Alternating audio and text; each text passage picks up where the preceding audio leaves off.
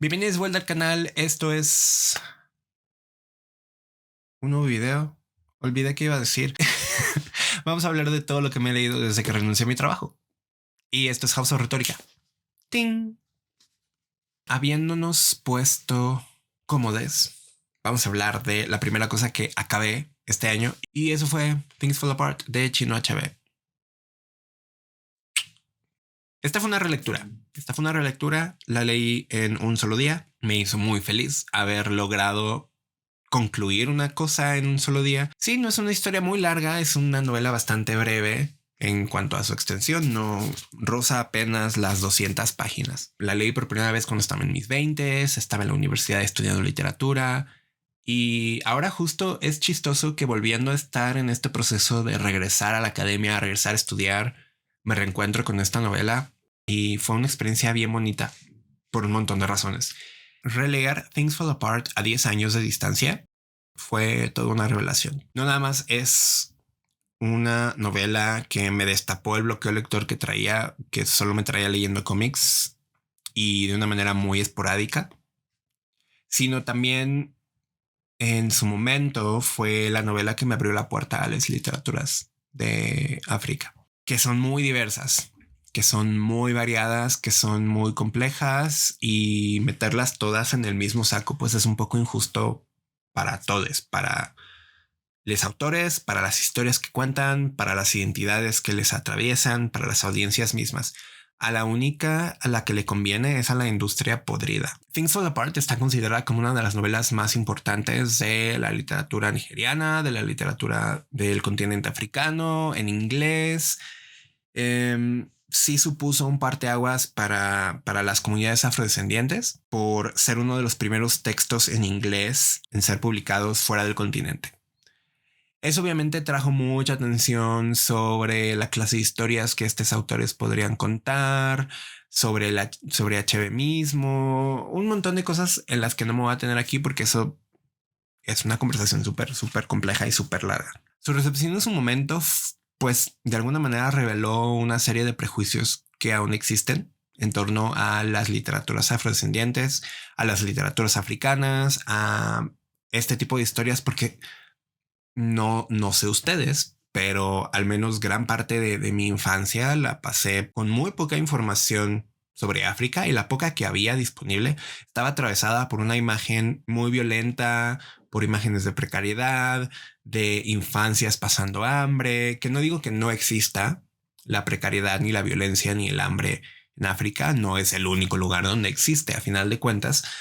Y esta idea como tan establecida que hay sobre las identidades y sobre las culturas y sobre las comunidades que habitan este continente que es gigantesco, esto da cuenta de un problema muchísimo más grande. Pero a final de cuentas, Things Fall Apart sigue la historia de una comunidad chiquita en lo que hoy es Nigeria. Es una comunidad Igbo, está ambientada más o menos en términos occidentales, podríamos decir hacia finales del siglo XIX. Y digamos que esta villa era una de las que todavía no ha sido tocada por el yugo británico.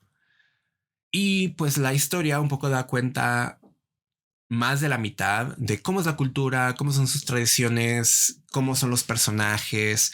Pasamos más de la mitad de este libro conociendo y familiarizándonos con la cultura del Igbo, con el protagonista Okonkwo, que es un líder de familia, en cierto sentido, con los ojos de hoy, digamos. Pues sí notamos que es una sociedad que todavía sigue siendo patriarcal, que prioriza mucho el despliegue de una masculinidad donde el poder físico es uno de los más importantes, y donde la capacidad de proveer alimento a tu familia es también una de las más importantes. Y pues a lo mejor hoy diríamos, ay, es que esa es una masculinidad tóxica. Hay que tener mucho cuidado con el tipo de cosas que usamos para evaluar historias que no son parte de nuestro mundo, que describen situaciones en cultura, sobre todo, que existen, que son reales y que a final de cuentas dan cuenta, como les digo, de un problema mucho más grande y mucho más complejo. Sí, Okonkwo es un personaje que para los estándares de muchos lectores hoy es un hombre violento. Sí, Es un hombre orgulloso y es un hombre que tiene mucha ambición porque quiere ser muy distinto de su padre, porque tiene una relación súper complicada con la idea de masculinidad incluso. Precisamente porque su padre es muy distinto a él y pues él quería alejarse de eso, que es un tropo súper común en muchas literaturas. Esta idea de los pecados del padre, los pecados del hijo, estas tensiones que hay entre nuestros progenitores y nosotros mismos, y esta idea de no quiero ser como es, digamos que lugar común en muchos sentidos. Pues un poco también la idea del legado es algo que atraviesa esta historia. Okonkwo, pues de alguna manera no quiere ser parte del legado de su padre, en el sentido de que pues sí quiere construir su propio rumbo, como pasa mucho en este tipo de historias, como ya les decía. Algo que me pareció súper interesante, tiene una consecuencia muy fuerte en el resto de la historia, es que Okonkwo está muy obsesionado con desplegar una masculinidad que verbaliza muy poco. No verbaliza lo que le interesa, no verbaliza lo que siente. Y es un hombre que tiene un montón de conflictos emocionales, pero que no sabe y no quiere verbalizarlos. Y eso es algo súper interesante, porque a final de cuentas, uno de los mayores temas que recorre esta novela es la idea del orgullo y que a veces nos permite alcanzar ciertas cosas, pero al mismo tiempo nos mete el pie en muchas otras. Okonkwo, pese a ser el protagonista, definitivamente no es un personaje con el que uno pueda empatizar fácilmente. Y creo que a pesar de ello, las circunstancias que rodean su historia pues son súper estremecedoras. La verdad, no es una historia feliz, obviamente. ¿Qué historia que cuente el impacto del colonialismo en nuestra sociedad es una historia feliz? Solamente si es una historia contada desde la perspectiva del colonizador, daría cuenta de una historia feliz. Porque ya saben, esta idea binaria de los buenos contra los malos, bla. Es una novela que yo disfruté muchísimo releer y que a lo mejor si les interesa acercarse a este tipo de historias, no puedo decirles, uy, le van a pasar bomba. Es una muy buena historia, es una historia muy interesante, es una historia muy dolorosa, mucho que contar sobre esta novela, pero supongo que lo más importante es vayan a leerla. Lo siguiente que me leí fue el primer tomo del Marauders de Steve Orlando. Este es el segundo volumen de este título y seguimos a Kate Pryde, la capitana Kate Pryde, con su equipo haciendo cosas raras. Definitivamente no es un título que recomendaría para empezar a leer a los X-Men. Definitivamente no. Para empezar, el arte me gustó mucho. Eleonora Carlini hace unas cosas bien chidas. Es un dibujo muy estilizado, tiene muchos rasgos influidos por la animación japonesa sobre todo. Y me gusta esa parte, me gusta mucho el arte y creo que muchas veces es lo que me mantiene seguir leyendo. Porque siento que a nivel historia es muy dispareja, lo cual no es tan raro en Orlando porque a veces me ha pasado. Tiene un interés muy particular en comunicar algo, pero no siempre es para todas las audiencias. Como que a veces le interesa apelar a una audiencia muy específica que a lo mejor no ha sido bien representada. Sí es diverso, sí hay personajes queer, sí hay representación, sí hay una construcción de personajes y una red entre ellas, pues que está chida, pero no me encantó. La verdad es que la leí no tanto por Kate Pryde, sino por otros personajes como Aurora o Somnus o la misma Psylocke que pues está chida, pero no es algo que recomendaría, la verdad, pero pues es algo que existe y ya. La última cosa como extensa que alcancé a terminar en febrero fue el último volumen de We Only Find Them When They're Dead, que es la obra propia de Al Ewing. Saben por mi top 10 que Al Ewing es uno de mis escritores favoritos, que está rompiéndola en Marvel y rompiéndola en los cómics. No siempre va a hacerlo bien, no siempre va a entregarnos cosas chingoncísimas que nos mantengan pensando todo el tiempo de qué está, de lo que está haciendo, de lo que está por hacer, de lo que ha hecho. O sea, no todos los escritores son perfectos, no existen los escritores perfectos. Y pues esta es una historia que no sé cómo contarles de qué va, porque la premisa es muy interesante. El primer volumen me parece muy chido. Es una premisa súper chévere, muy a la space opera, muy a la ópera espacial. Es un grupo de carroñeros que se dedican a extraer como trocitos de... están estos cadáveres gigantes flotando en el espacio y digamos que una parte de la economía de ese mundo está regida por lo que estos carroñeros logran extraer y comercializar. Nunca dejan muy en claro para qué o con qué fines más allá del alimenticio extraen este tipo de cosas de estos cadáveres. Pero la historia no está tan interesada en explorar como esta parte, sino más de un tinte, yo creo que un poquito incluso religioso y espiritual.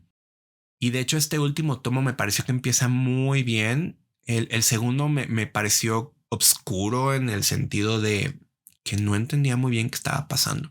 Pero dije, bueno, seguro es como transición, mucho de esto va a tener relevancia en el arco que sigue, que es este último. Y pues sí, pero no. A nivel trama, me cuenta cosas que tenían que ver con el tomo anterior, porque hay estos saltos temporales entre arco que son muy confusos y que me desorientan un montón.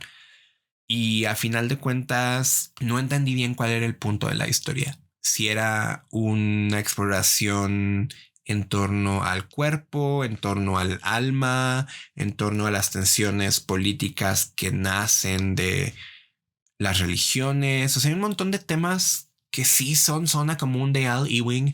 Claro, puede que también fuera una historia que no era para mí o que es una historia que necesita relecturas, no lo sé. Puede que sí. A mí me gustaría que volvieran a ella, a lo mejor con otros ojos. Mi ligera sospecha es que a lo mejor Al Ewing tenía demasiado en su plato con todo lo que está haciendo en Marvel y un poco usó esta historia para desfogar muchas de las cosas que no lograba hacer en el resto. No puedo decirles que fue una decepción porque es de esas cosas como que nos pasa cuando somos muy fans de un autor o de una persona en específico. Siempre hay cosas que pues no siempre logran comunicar como ellos esperaban y está bien. Olvidaba una cosa más que leí que fue de más a menos por culpa del podcast de Cerebro de Connor Goldsmith. Hace un par de años en su Patreon sacó un episodio especial con Sarah Century enfocado en la primer personaje abiertamente lesbiana en los cómics de Marvel, Victoria Montesi.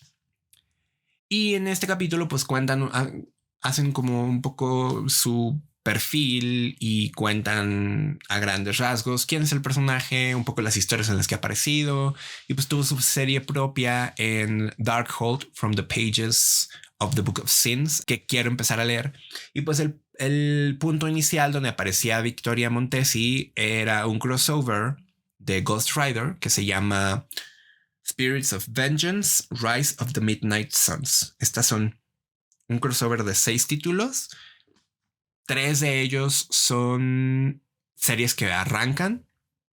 Está una miniserie de Ghost Rider.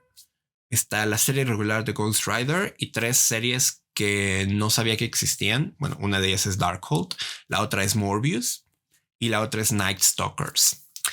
Es un crossover muy irregular, la verdad. Me gustaron algunos números más que otros. Es un poco el pecado de los crossovers en Marvel. Hay números que son mejores que otros.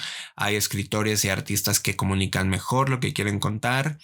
Y pues eso. A grandes rasgos es pues personajes que se tienen que juntar para combatir a una mala malosa de Malolandia, que es Lilith en este caso, que es la misma villana del videojuego de Midnight Suns, pero Suns as in sol y no as in hijo, que es un poco el cambio que le hicieron para hacerlo más abierto a que cualquier persona de cualquier identidad de género fuera parte del equipo. Y pues estas como son dos Ghost Riders, Danny Hedge y el otro güey que ya se me olvidó cómo se llama. Se reúnen, sale Blade, sale Morbius. Y sí fue como de más o menos porque en algún punto un poco se vuelve irrelevante Lilith y era más importante también. Pecado de que fueran tres de los 6 capítulos fueran inicios de series nuevas. Entonces no es nada más como continuar con el crossover, sino también presentar estos nuevos personajes y esta nueva serie. Y es como balancear eso. Sí ha de haber sido un gran desafío editorial, pero pues no es mi favorito. Y creo que también por eso no me seguí leyendo Darkhold, pero sí lo tengo en mente, sobre todo porque aparte esta historia es escrita, la de Darkhold, no el crossover, es escrita por un hombre queer afrodescendiente, se llama Christian Cooper, y pues creo que eso es muy chido porque sobre todo en los 90s pues no había tanta visibilidad respecto a los equipos creativos diversos y pues eso. Entonces vamos a leerlo en un futuro no muy lejano, pero la verdad sí un poco me mató el hype y las ganas de seguir, pero voy a hacerlo pronto. Y luego ya entrando al marzo asiático, para el marzo asiático me leí 3 cosas de las 4 que quería leer. Y lo primero que me leí en el marzo asiático fue el primer tomo del manga Kokoku, Moment by Moment. Este me lo leí en inglés en el Kindle Unlimited porque me salió una promoción de 2 meses gratis y pues obviamente cosas gratis, claro que sí, dénmelas. Y este es el primero de 8 tomos. Ya me había visto el anime hace como unos 3 años. El anime se me hizo bueno a secas. La premisa es muy extraña. Está esta familia donde las mujeres parece ser que son las únicas que trabajan y mandan a uno de los integrantes a recoger al sobrino a la escuela. Lo secuestran y pues el abuelo dice, pues tengo esta piedra que nos va a ayudar a detener el tiempo para que podamos rescatar. Y pues eso hacen y las cosas se vuelven más complejas. Y pues está bien a secas. Hay cosas que sí son un ligero diferentes del anime o que logra comunicarlas mejor que el anime.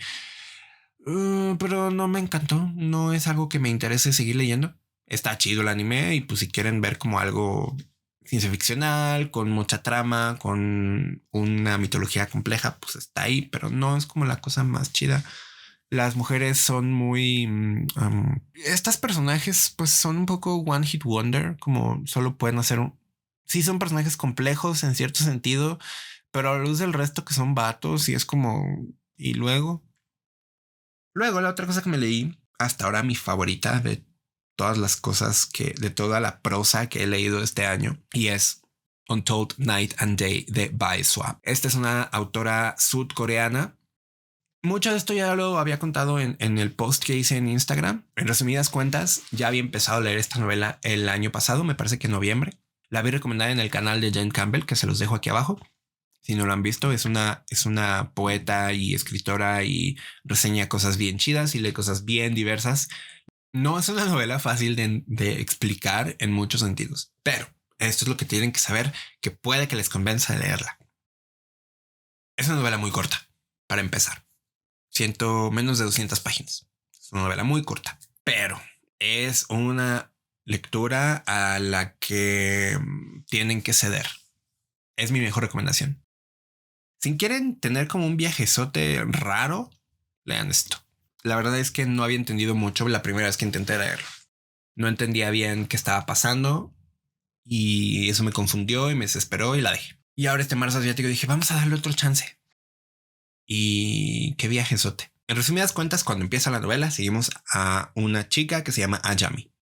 Ella es una actriz que por el momento no tiene como un gig fijo y está trabajando en un audioteatro para personas ciegas en Seúl.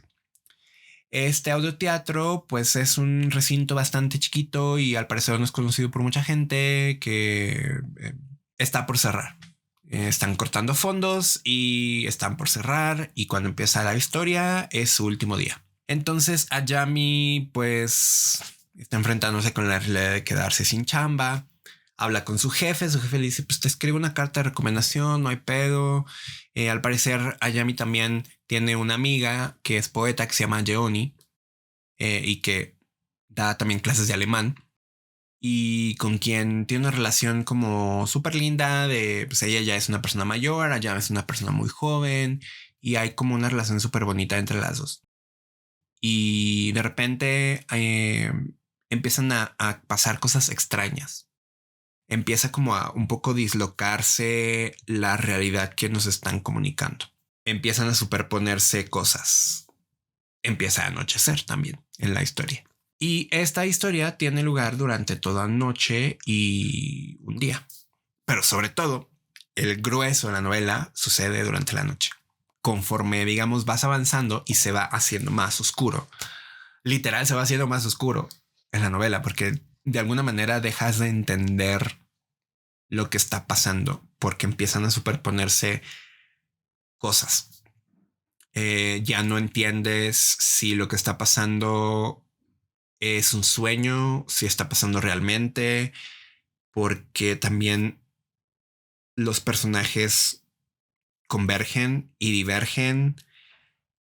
A veces aparecen personajes que tienen el mismo nombre, pero la historia se asegura de que te desoriente cómo está apareciendo este personaje porque parece no ser el mismo, aunque tiene el mismo nombre.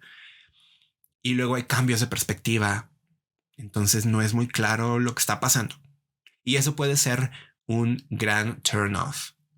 Pero llega un momento en el que yo decidí, ok, vamos a ceder. ¿A dónde me quieres llevar? No sé, pero me lo estoy pasando bomba. Y en este ir y venir, la amiga de Ayami desaparece. Literal, ya no sabe dónde está Ayami. Y le había encargado que fuera al aeropuerto a recoger a un poeta que va a visitarla a ella, a Jeoni, no a Ayami. Y pasamos a la perspectiva del poeta y se encuentra con alguien y es como una cosa súper extraña también de esta barrera que a veces surge cuando nos comunicamos con alguien que no habla el mismo idioma, y no hablo exclusivamente de la lengua que hablamos, sino también del registro, del trasfondo de dónde viene cada quien. Es una novela sobre el sueño y también sobre qué es real, sobre qué es comunicarse, sobre qué es el miedo y un poco estas barreras tan porosas que se construyen en la comunicación y que a veces nos impiden entender al otro, pero al mismo tiempo nos dicen mucho, y es abrumador, una sensación muy abrumadora la que me dejó esta novela, pero me dejó tan satisfecha al final porque dije, no importa que no entienda lo que está pasando. Esta historia no le interesa que la entiendas, sino que experimentes esa sensación. El punto es que te desoriente, el punto es que te nortee, que te, como dicen en inglés, que te jalen la alfombra bajo los pies y un poco te hagan tambalear y digas, güey, qué pedo, no sé qué está pasando, pero me encanta. Me hizo sentir muy similar a la vez que vi Paprika por primera vez, y la película se preocupa en no dejar claro si lo que estás viendo es un sueño o es real. Y luego te dice si es un sueño. Y luego te dice, no, espérate, es real. ¿O qué es un sueño? ¿O qué es real? Tú eres real. Esa sensación fue súper interesante y la verdad es que la súper recomiendo. Ahora, lo que sí no les recomiendo es aventarse a leer algo y forzarse a terminarlo como lo hice yo y Algo que brilla como el mar de Hiromi Kawakami. Lo leí porque la tenía ahí en mi librero. Dije, ay, pues es asiática, es más asiática. La recomiendo a Matos le gustó. Dije, va, vamos a darle chance. Mala idea. Y está bien, digo, no siempre lo que recomienden nuestros besties nos va a gustar. Yo recomendé Gideon. A 3 no le gustó, a Jess tampoco, y no pasa nada. Hicieron el esfuerzo y eso lo valoro mucho más a que digan, no, no lo voy a leer porque no me interesa. Algo que brilla como el mar tenía todo para que me gustara. Historia de crecimiento, protagonista adolescente que no sabe lo que quiere. Venía yo de trabajar más de 3 años con puros adolescentes. Entendía mucho de lo que no entendía de sí mismo el personaje principal, que se llama Midori, porque es hijo de mamá soltera, su abuela vive con ellos, tiene una relación muy distante y extraña con quien se supone que es su padre, pero pues no es como tal alguien que sea parte de su red de apoyo. No sabe cómo comunicarse con la novia. Está atravesado por ser adolescente y el no saber qué quiero, pero al mismo tiempo estoy súper caliente y me quiero tirar a mi novia, pero quiero estar con mi novia, pero no entiendo lo que quiere, pero no sé cómo comunicarme. O sea, todas esas cosas de la imposibilidad de hacerse adulte están ahí. Tiene un amigo al que no entiende. al amigo le interesa empezar a usar ropa de mujer y no pasa nada. Ojo, las novelas sin trama existen y a veces las novelas sin trama me gustan.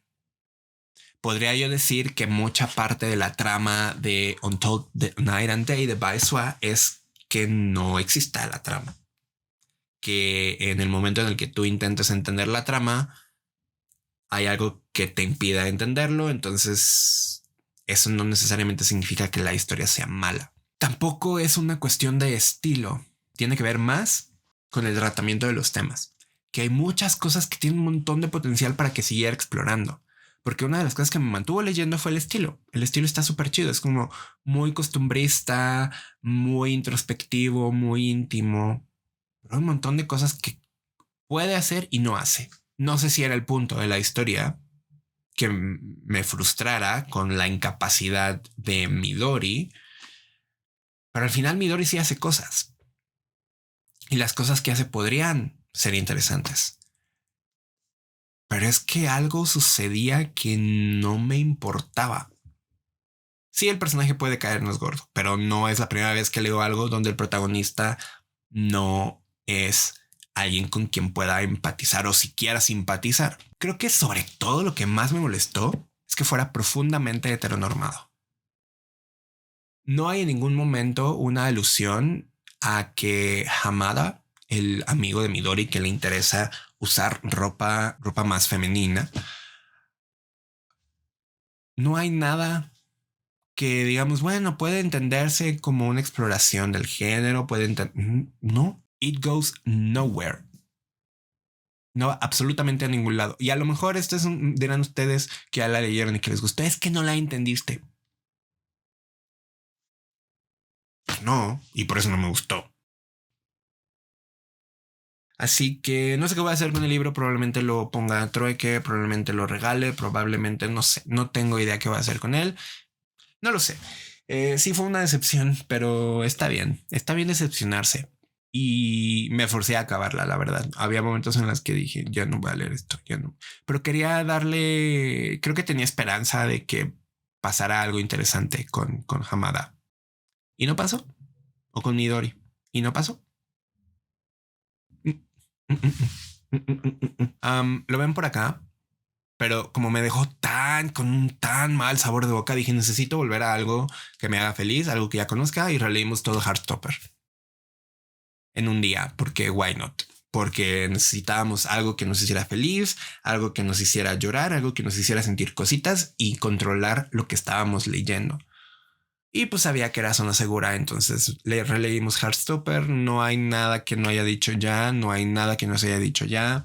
Charlie, Nick se conocen, se enamoran, se hacen pareja, enfrentan un montón de complicaciones por los conflictos internos de cada quien. Y pues es chido, es un buen ejemplo de otra historia sobre adolescencias que están atravesados por la incapacidad de comunicarse y pues está bien. Y pues ya, eso es todo lo que me leí desde que renuncié a mi trabajo hasta hoy, 4 de abril, que estamos grabando este video. Así que ya saben, si les gustó el video, denle like. Si no, denle su dislike. Cualquier cosa que me quieran decir, los comentarios están para ustedes. Suscríbanse en el canal si no lo han hecho y supongo que le pican a la campana o algo así. No sé, no subo videos muy seguido, pero nos vemos.